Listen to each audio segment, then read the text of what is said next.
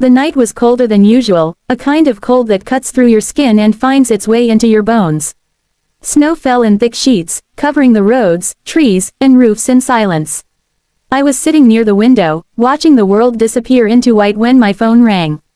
It was Mrs. Harris, our next-door neighbor, her voice trembling. She said there was an old woman outside, sitting in the snow near the corner of our street. I didn't think much until she said, "I think it's your grandmother." My heart stopped for a moment. Grandma, but she was supposed to be with my mother. Mom had said earlier that day she was taking Grandma back to her place because she needed discipline, a cruel word she often used to cover her selfishness. I rushed outside without even grabbing a coat. The snow bit into my skin as I ran down the street. When I saw her, my breath caught in my throat. There she was, my grandmother, sitting in the snow in her nightgown, her thin shoulders shaking, her frail hands pressed to her chest. Her eyes looked glassy with confusion and tears frozen on her lashes.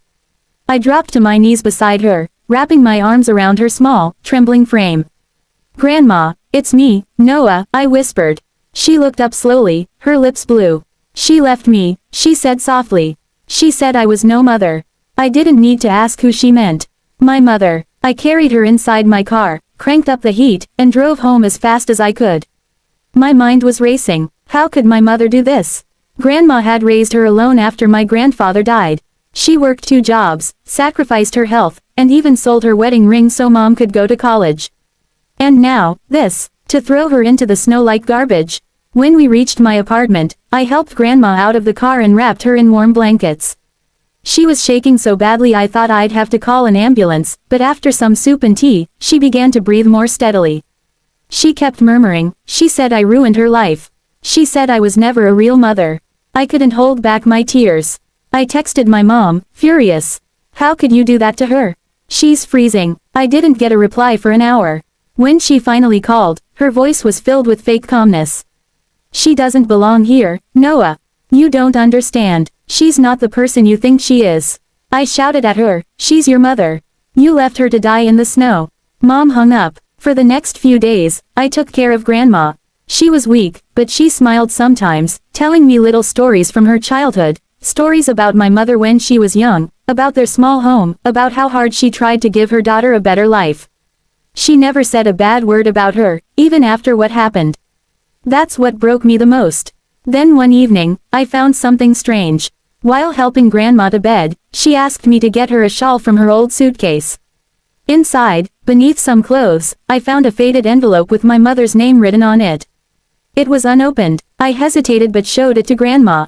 Her eyes widened. She never opened it, she whispered. I asked her what it was, and she sighed deeply. "It's the truth," she said. "I was never her real mother."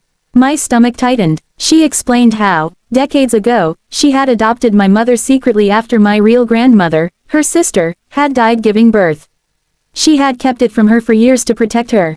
But when my mother found out a few months ago, she accused Grandma of lying, of stealing her life, and cut all ties. I sat there speechless. Suddenly my mother's cruel words made sense. Her anger, her coldness, her bitterness. But even then, nothing justified what she did. Grandma looked at me with tired eyes. "She may hate me, but I still love her. She's my child, even if not by blood." I promised her she would never be alone again. That night, I couldn't sleep. I thought about how love could twist into hate when truth was buried too long. The next morning, my mother showed up at my door. Her eyes were red from crying. "Is she here?" she asked, voice trembling. I didn't want to let her in, but Grandma, sitting quietly in her chair, nodded. "Let her come." Mom walked in, and for a long moment, she just stood there, staring at the woman she once called Mom. Then she broke down. "Why didn't you tell me?" she cried. Grandma smiled weakly. "Because I wanted you to feel loved, not abandoned." My mother fell to her knees, sobbing. The silence of the room was filled with decades of pain, love, and misunderstanding. I watched as Grandma reached out and touched her hair gently, whispering, "You were always my daughter." After that night when I found Grandma freezing in the snow, everything changed in our lives. I took her in, cared for her like she once cared for everyone else. She became the heart of my home, her quiet presence bringing warmth to the coldest corners of my days. My mother, on the other hand, refused to speak to me. She called once, shouting that I was being manipulated, that Grandma had fooled everyone for years. But I had seen the truth in Grandma's trembling hands and tearful eyes. There was no manipulation, only heartbreak. Weeks passed, and slowly Grandma's health improved. She loved sitting by the window, knitting scarves for the homeless and humming old songs. Sometimes, she'd pause mid-song, lost in thought, her gaze distant. When I asked what she was thinking, she'd smile sadly and say, "I'm just remembering the good days, when your mother used to dance in the living room." Her memories were like broken pieces of glass, beautiful but sharp enough to hurt when you looked too closely. One day, Grandma called me into her room. She was sitting with a box in her lap, worn and tied with faded ribbon. "It's time you know everything," she said. Inside were old letters, photographs, and a small diary. She told me that years ago, before I was born, my mother had gotten into deep trouble, something that could have destroyed her future. Grandma had taken the blame for it. I couldn't believe it. She had gone to court, faced humiliation, and carried that burden alone so her daughter could have a clean life. But instead of gratitude, my mother grew resentful. The lie that saved her reputation also made her feel trapped in guilt, and over time, that guilt twisted into anger. When the truth about her adoption came out, it shattered whatever was left of her love for Grandma. She couldn't forgive me, Grandma whispered. Not for loving her too much. Not for keeping her safe when she wanted to face her own mistakes. As she spoke, tears rolled down her wrinkled cheeks. I held her hand, realizing how much she had suffered silently while trying to protect a family that never appreciated her sacrifices. I promised her I would never let her feel unwanted again. But fate had other plans. A few weeks later, Grandma fell ill. Her heart was weak, and the doctor said she needed rest. I stayed by her side, making soup, reading to her, and listening to her soft stories. Late one night, she asked me to write something down. "If anything happens to me," she said gently, "give this to your mother." It was a letter. She signed it with shaking hands and smiled. Maybe she'll finally understand. Grandma passed away quietly 2 days later, in her sleep, her hands folded neatly on her chest. I sat by her bed, tears streaming down my face, feeling both peace and heartbreak. She had left this world with forgiveness in her heart, even for the one who had abandoned her. I called my mother, voice trembling, and told her the news. There was silence on the other end, and then a choked sob. She didn't say anything else, just hung up. I didn't expect her to come to the funeral, but she did. When she arrived, everyone turned to look.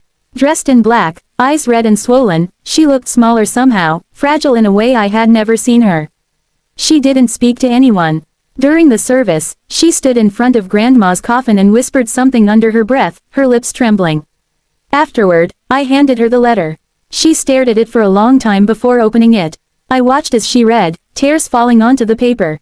Then she covered her mouth and cried like a child. After a few minutes, she looked at me and said, "She forgave me, after everything I did." Her voice broke. I nodded silently. That evening, my mother and I sat together for the first time in years. She told me things I never knew, that her anger wasn't just toward Grandma but also toward herself.